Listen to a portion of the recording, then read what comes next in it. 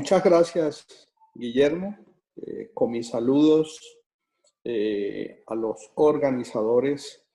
encabezado por el amigo Ubaldo, por la realización de este importante evento por parte de la Asociación de la Amistad Colombo-China, que ya va a cumplir 50 años de estar trabajando en el propósito de estrechar los lazos de cooperación y de amistad entre nuestros dos países. Y el registro que acaba de presentarse es una muestra palpable de la trascendencia que ha tenido este importante evento. Y te felicito a ti, Guillermo, por la manera como has conducido estas importantes e interesantes conferencias. Me voy a permitir entonces compartir pantalla con ustedes para mi presentación.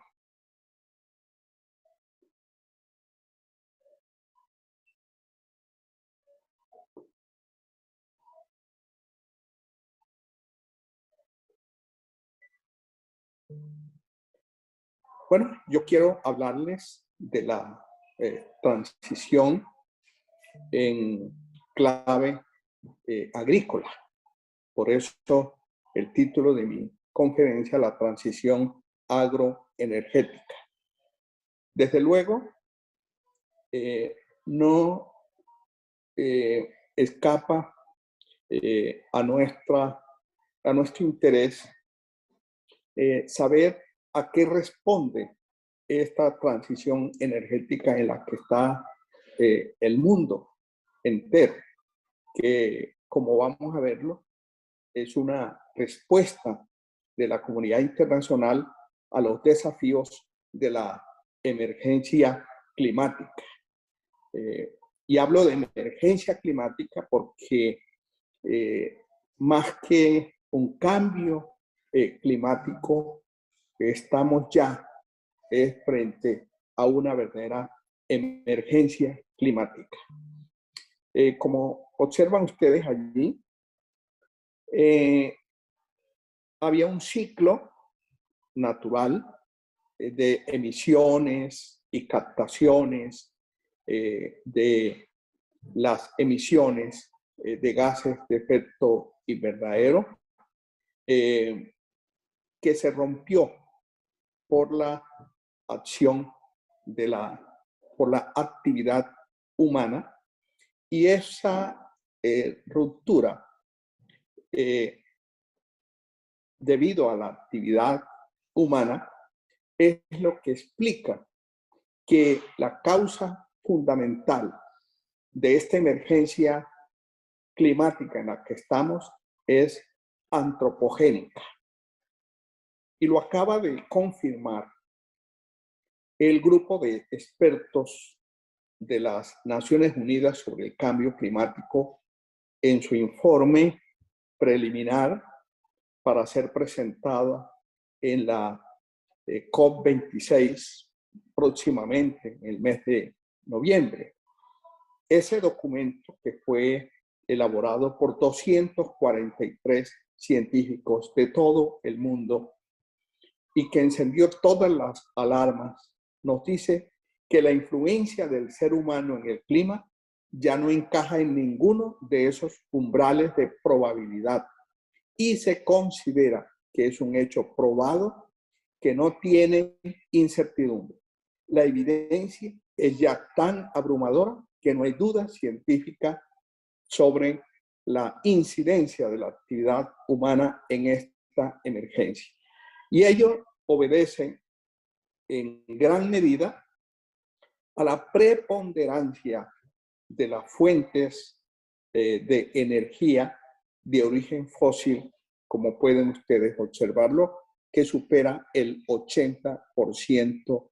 de participación en la matriz energética. Y esas emisiones que se derivan de la utilización, de la generación y utilización de estas fuentes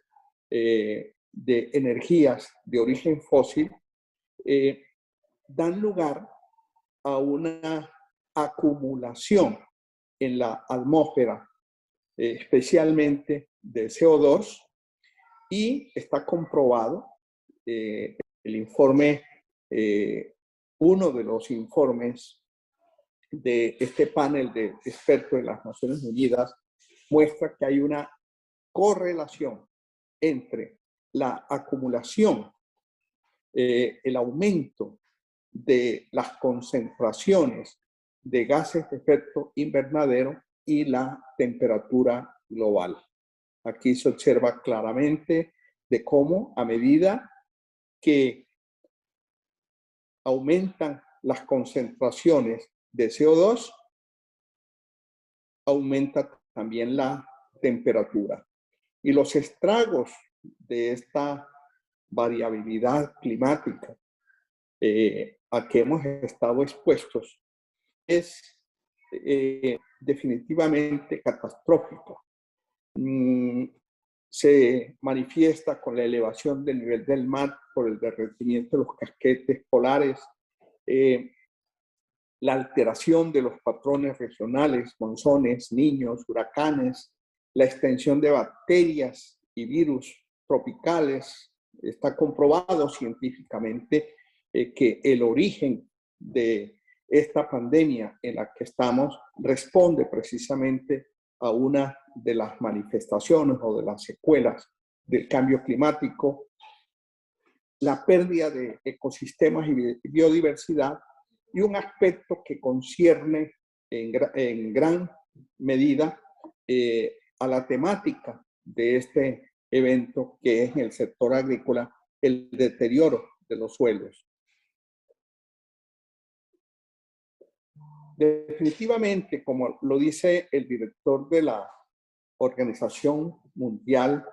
de la Organización Mundial Meteorológica, el clima extremo es la nueva normalidad. La pandemia es una advertencia del planeta de que lo que nos espera es mucho peor, a menos que cambiemos nuestro modo de vida. Y esta es una de las conclusiones a las que llegó el panel de expertos de las Naciones Unidas en su informe, al cual me acabo de referir, en donde advierten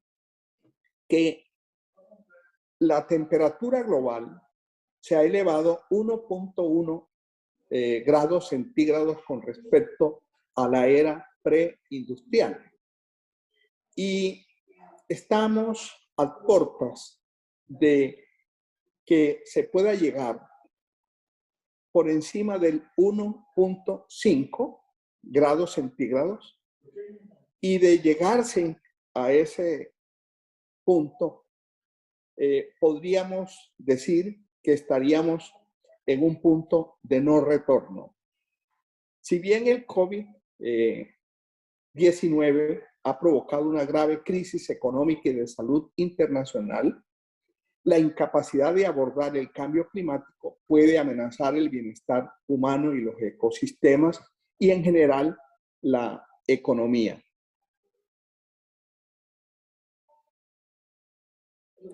Como bien lo dijo el periodista español Luis Passet, la crisis por el coronavirus puede ser el ensayo general para la próxima y más grave, provocada por el cambio climático. Hay una diferencia fundamental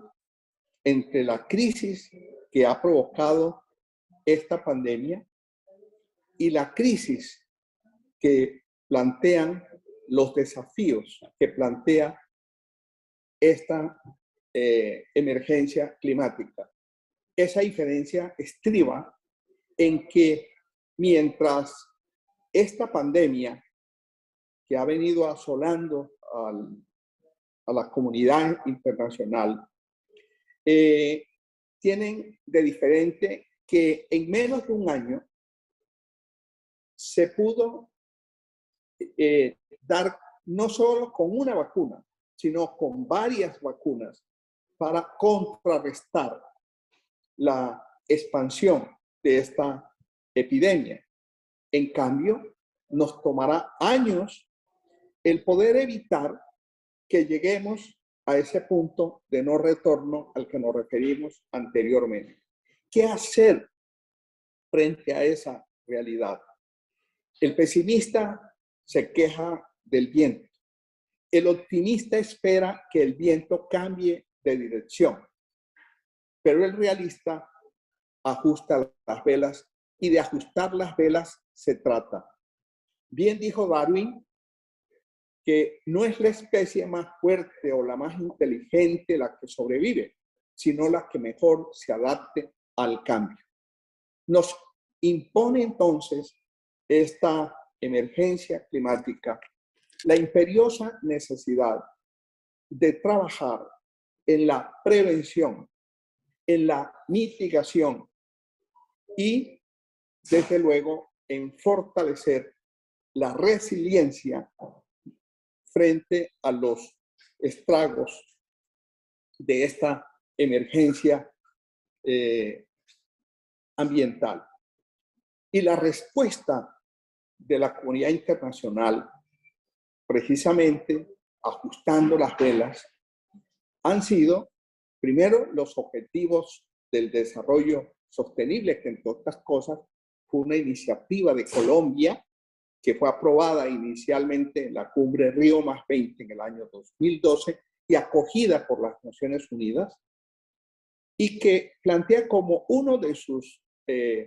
objetivos, uno de sus 17 objetivos, el que concierne más directamente con la energía, la importancia del acceso a la energía y que esa energía sea una energía limpia. Pero 32 metas que están planteadas en los objetivos del desarrollo sostenible, de una u otra manera, tienen que ver con la energía. El otro evento importante en el año 2015, que fue precisamente cuando se aprobaron los objetivos del desarrollo sostenible, tuvo lugar la cumbre de las Naciones Unidas sobre el cambio climático, y allí precisamente se acordó una agenda para trabajar en el propósito de detener esta debacle.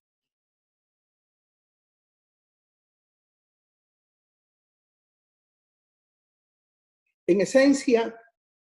lo que se ha tratado de hacer y de promover responde a lo que han planteado científicos como los de la Agencia Europea del Medio Ambiente,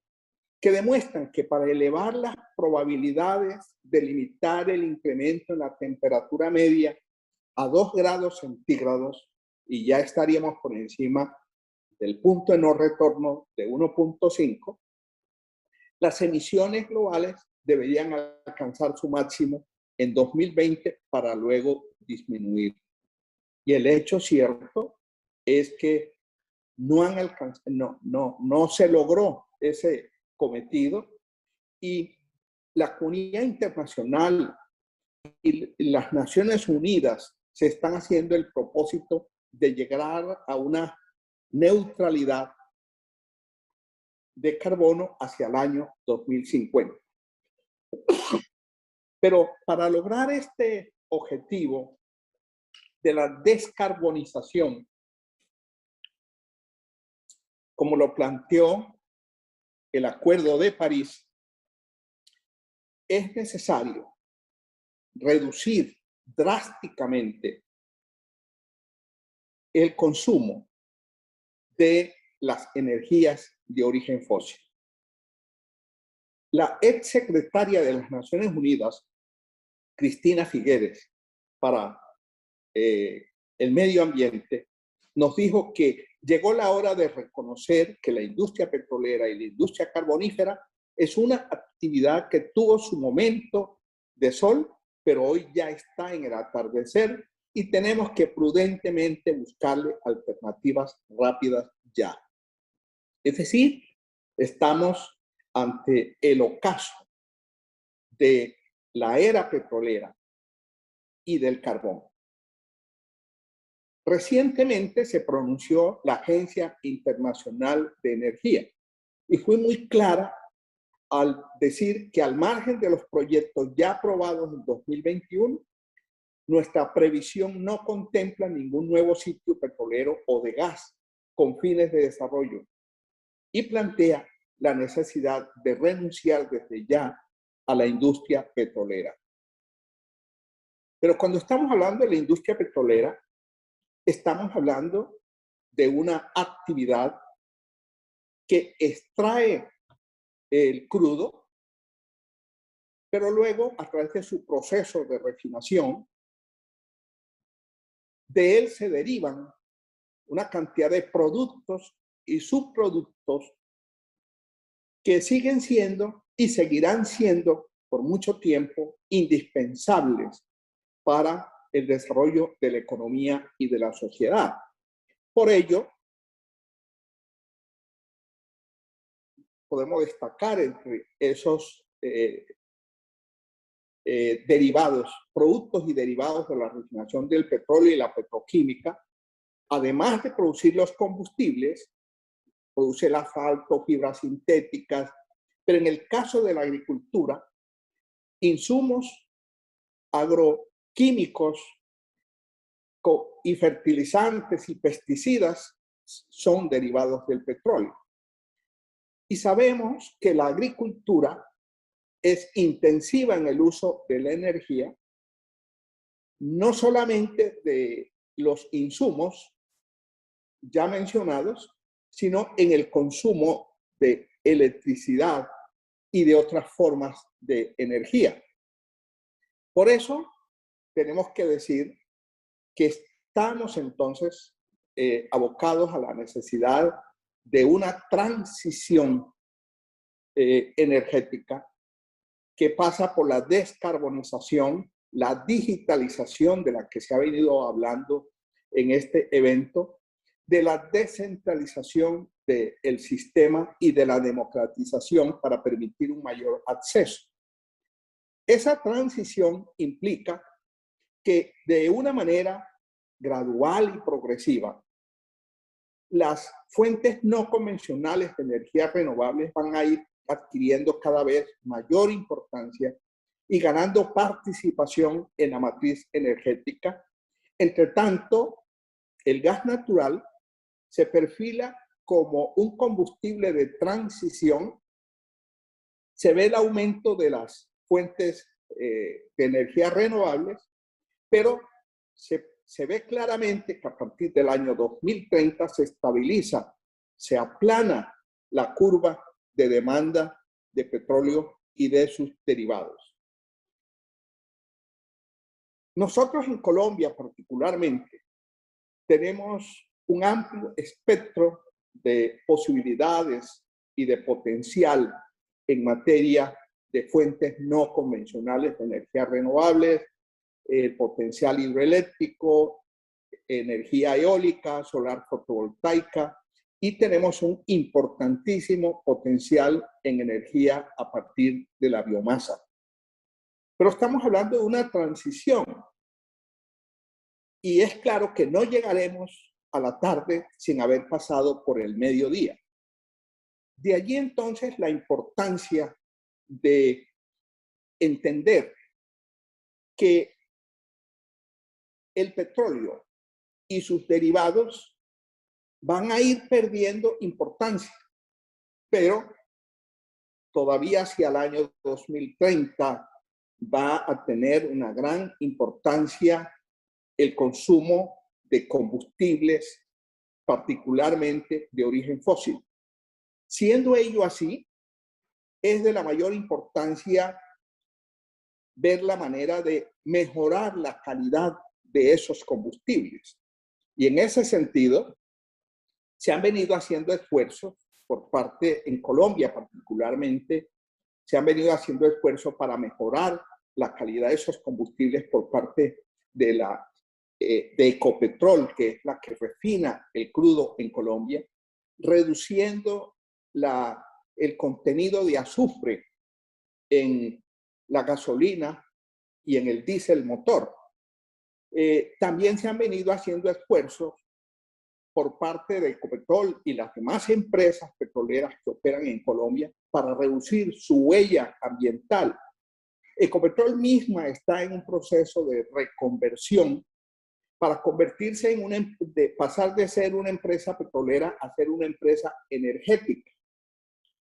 Ecopetrol ha dispuesto comprometerse seriamente con la agenda de París. En Colombia, definitivamente estamos muy comprometidos con esta transición, para lo cual disponemos de unas disposiciones legales, normativas, reglamentarias, que básicamente la 1715 es de la mayor importancia, expedida en el año 2014, y más recientemente la ley 2099, que fortalece y amplía el espectro de la ley 1715. Ahora bien, Colombia ha venido dando pasos muy importantes en la dirección de esta transición energética, y yo quiero mostrarle a todos ustedes la importancia que han tenido los biocombustibles en Colombia como parte de esta estrategia de transición energética. El mismo informe del grupo de expertos de las Naciones Unidas sobre el cambio climático plantea claramente que los biocombustibles son una medida determinante en la mitigación de la emergencia climática. Y ello en razón de que la mezcla de un porcentaje de etanol con la gasolina y de aceite con el diésel motor reduce las emisiones de gases de efecto invernadero y de material particulado, toda vez que oxigena el combustible, y de esta manera ha venido contribuyendo desde el año 2005 en Colombia esta integración de los biocombustibles a nuestra matriz energética. Ha venido contribuyendo, decía, a alcanzar la meta, alcanzar el compromiso adquirido por Colombia frente a la comunidad internacional de reducir sus emisiones de gases de efecto invernadero hacia el 2030 en un 51%. En efecto, está reduciendo 2.5 millones de toneladas de CO2 y 130 toneladas de material particulados anualmente.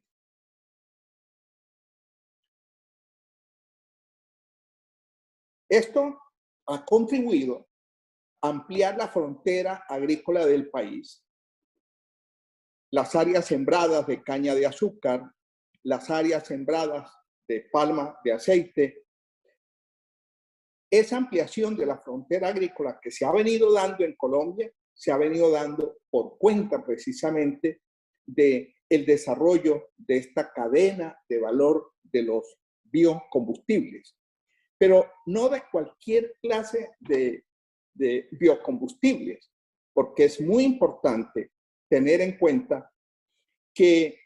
los biocombustibles en Colombia responden a unos requerimientos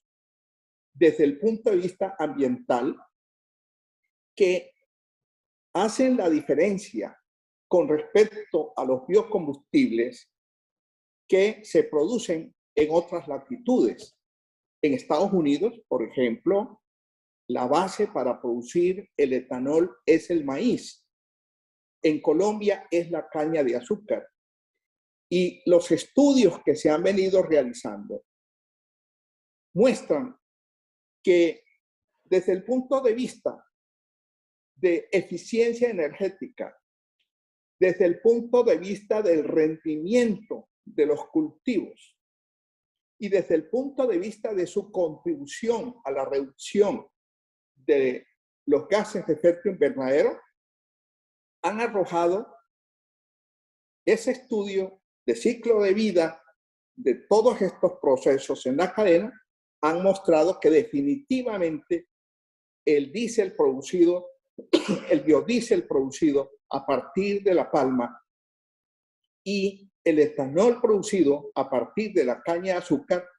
indudablemente hacen que estos sean unos biocombustibles que realmente le están contribuyendo al propósito de reducir las emisiones de gases de efecto invernadero. Y algo muy importante es que este desarrollo ha hecho posible que se generen más de 90.000 empleos en el campo. Y cuando estamos hablando de generar 90.000 empleos, estamos hablando de la generación de ingresos. Y cuando estamos hablando de la generación de ingresos, estamos hablando de la capacidad adquisitiva, de la capacidad de compra. Y esto, lógicamente, tiene una correlación con la seguridad alimentaria,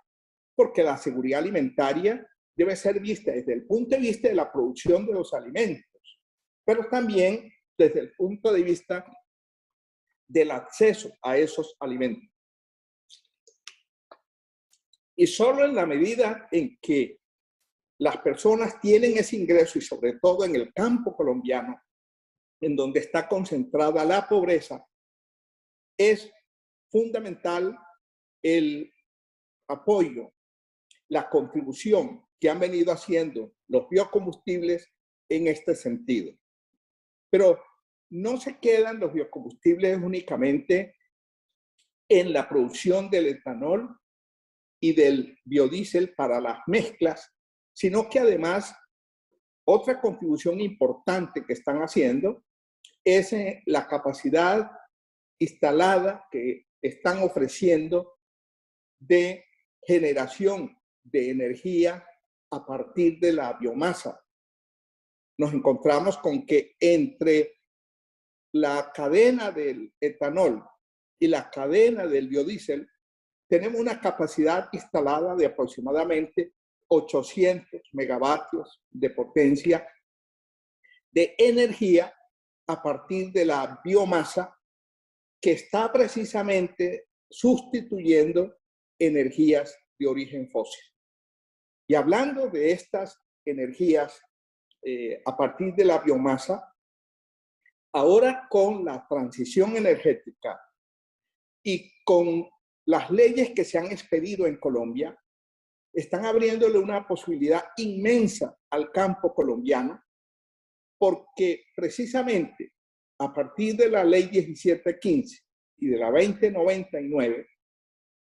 los agricultores tienen la posibilidad de generar su propia energía y los excedentes de esa energía, que como la que están generando los productores de etanol y de biodiesel, esos excedentes de energía los pueden comercializar, llevándola a la red de distribución. Pero también es importante resaltar que soluciones como la solar fotovoltaica se adecúan muy bien a los requerimientos de las zonas rurales del país, en donde en muchas partes de las zonas rurales en Colombia no ha podido llegar y será muy difícil llegar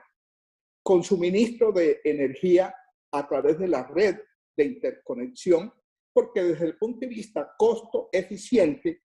no es viable, pues a partir de la biomasa se puede producir el combustible que se requiere para que operen las plantas de generación que hoy en día operan con unos combustibles de origen fósil que cuestan más el transporte de los mismos hasta los centros de consumo que el combustible mismo. Pero también se abre la posibilidad de llevarle la energía al campo y a la agricultura a través de las soluciones que ofrecen las granjas de energía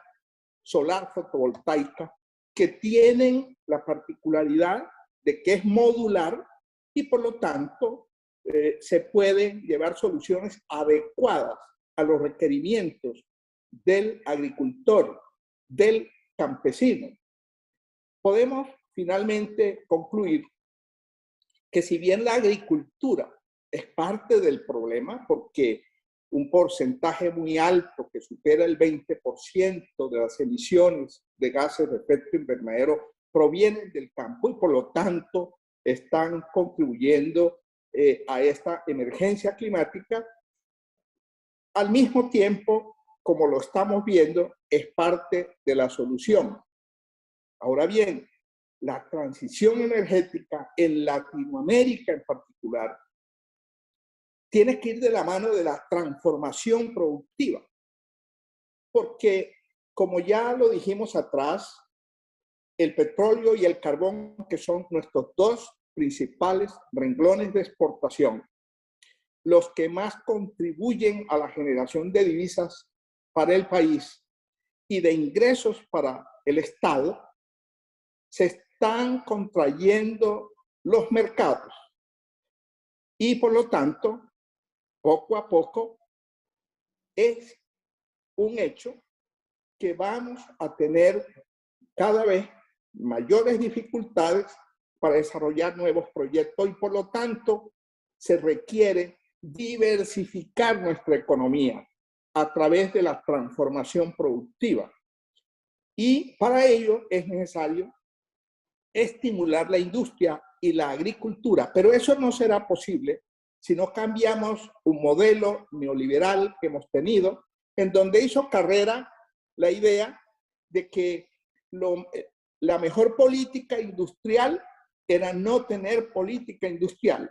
y que la mejor política agrícola era no tener política agrícola, es decir, dejárselo todo al mercado. Pues esa política, ese modelo ha fracasado. Y es importante que tengamos una política agrícola y una política industrial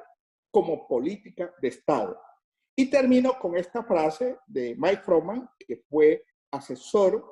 del presidente Obama en los aspectos energéticos, cuando dice que la seguridad energética, la economía, el medio ambiente, el cambio climático y la seguridad nacional están todos interconectados y tenemos que verlo en perspectiva horizontal. Muchas gracias. Muchas gracias, doctora Costa. Hay varias preguntas que yo quisiera canalizarle que han llegado por el WeChat. Y antes, igual con él, les hemos compartido por el chat otros registros en chino, muy pocos en español, pero casi todos en chino, de esta semana Colombo-China en China. Bueno, doctora Costa, una pregunta, le voy a dar unas 2 o 3 preguntas que nos han hecho para que nos las conteste, por favor. Mucho gusto. Una es, ¿desde hace cuánto es posible decir que la tendencia hacia el menor uso de combustibles fósiles estaba claramente marcada? Eso por un lado. En segundo lugar, toda esta idea de que de la incorporación masiva del Ártico a la economía energética mundial, y además de las rutas de comercio, pero sobre todo lo que surgirá como resultado del deshielo en el Ártico en términos de acceso a gas y a petróleo, sería entonces una quimera frente a las realidades, a la tendencia económica del mundo en el futuro. Y por último, pues este es un tema que viene siendo objeto de análisis por lo menos desde hace muchos años en relación con un área de fricción muy notoria entre China y Estados Unidos que de por lo menos hace 20 años empiezan a delinearse como en los primeros documentos tanto de los Estados Unidos, del gobierno de los Estados Unidos como de China, que esta transición acelerada de China hacia una economía menos dependiente de combustibles fósiles y hacia el desarrollo verde y sustentable toda la tecnología asociada a eso se convertirá en el futuro escenario de conflictos de carácter económico y pues de carácter político y regulatorio internacional. Le agradecería sus comentarios alrededor de estos puntos que nos han trasladado nuestro público. Doctora Costa, por favor. Gracias, Guillermo. Se suele decir que el optimista es aquel que ve el vaso medio lleno y el pesimista quien ve el vaso medio vacío. Para nosotros los economistas, lo que más importa no es si el vaso está medio lleno o medio vacío, sino si el vaso se está llenando o se está vaciando. Es decir, la tendencia. Y la tendencia que ya se observa en los mercados es hacia una contracción de los mercados, más en el caso del carbón que del petróleo. Aquí en Colombia ya hemos sentido el coletazo de esa contracción de los mercados del carbón. Un importante desarrollo en uno de los departamentos mineros de Colombia, en el departamento del Cesar, se decidió por parte de una multinacional del carbón devolverle los títulos que venía de dos minas que venía operando, se las devolvió al gobierno, porque no están interesados en continuar operándolas. Y el argumento es que precisamente el mercado natural de nuestros carbones es fundamentalmente Europa y Norteamérica. Y esos mercados definitivamente se han contraído. Queda todavía el mercado asiático, pero difícilmente nuestros carbones pueden competir en el Asia. Pero es bien sabido que para dónde va China, y como tú lo acabas de decir, China está seriamente comprometido en el propósito también de migrar hacia una matriz limpia en materia energética. Y hablando del petróleo, si bien tenemos en este momento un aumento en la producción y en el consumo con respecto al año anterior, que por razones obvias se desplomó la demanda, de todas maneras, y esto tiene que ver con la otra pregunta sobre lo del Ártico, todas las empresas, la industria petrolera, las grandes multinacionales han entendido que el futuro está en la apuesta por las fuentes no convencionales de energía renovable. Y por eso las grandes multinacionales petroleras vienen haciendo grandes inversiones en energías renovables. Incluso Arabia Saudita está desarrollando un plan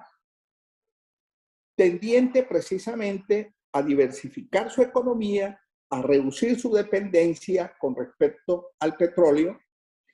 y en ese propósito está vendiendo acciones de la estatal petrolera. Es más, yo como ministro tuve la oportunidad de ir en el primer trimestre del 2014 a un Congreso Mundial de Energías Renovables en los Emiratos Árabes y me vine sorprendido de ver que ellos están invirtiendo tanto en energías renovables como si el petróleo se les fuera a acabar. Yo creo que ellos asumen las palabras premonitorias de un exministro de petróleo de Arabia Saudita cuando dijo que la edad de piedra había desaparecido sin que se acabaran las piedras y que la era del petróleo terminaría antes de que el petróleo se agote. Y en relación al tema ya geopolítico, es un hecho que esta reconfiguración que se está dando del mercado energético está dando lugar a un cambio en la geopolítica, porque desde luego el papel que ha venido cumpliendo la OPEP ha ido perdiendo esa importancia que tuvo en algún momento, al punto que le fue necesario aliarse con Rusia, que es un gran productor, pero que Estados Unidos, que era el mayor importador de petróleo en el mundo, logró, con la técnica del fracking, aumentar su producción y hoy es uno de los grandes exportadores de petróleo. Pero todos sabemos el compromiso y la agenda del presidente Biden, que es muy agresiva en cuanto se refiere a la diversificación de la matriz energética de los Estados Unidos y su gran apoyo a las energías renovables. Y esto se extiende no solamente a la industria del petróleo,